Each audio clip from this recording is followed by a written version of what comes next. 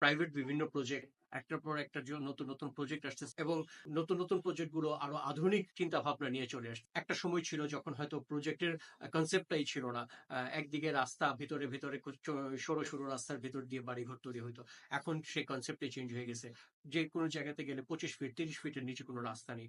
নতুন যে প্রজেক্ট গুলো আসছে সেগুলোতে তো 25 ফিটেরও কোনো রাস্তা নেই, সব 30 ফিটের রোড, 60 ফিটের রোড, 40 ফিটের রোড। এবং রোড যখন প্রশস্ত থাকে তখন ওইখানে বিল্ডিং এর ভিউ গুলো দেখতে অনেক চমৎকার লাগে, যেটা আমরা হয়তো বিদেশি মুভিগুলোতে একসময় দেখতাম, কিন্তু এগুলো এখন বাংলাদেশে অ্যাভেলেবেল হয়ে যাচ্ছে।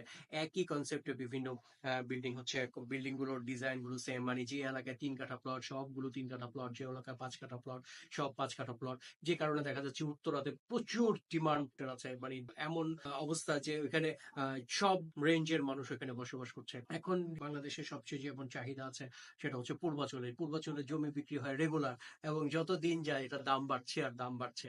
এরকম ভাবে আমি যদি মাওয়া রোডের দিকে যাই, ওখানে অনেক নতুন নতুন প্রজেক্ট আসতেছে। এই প্রজেক্ট গুলো বাংলাদেশের রিয়েল এস্টেটের ব্যাপক পরিমাণ সম্ভাবনা তৈরি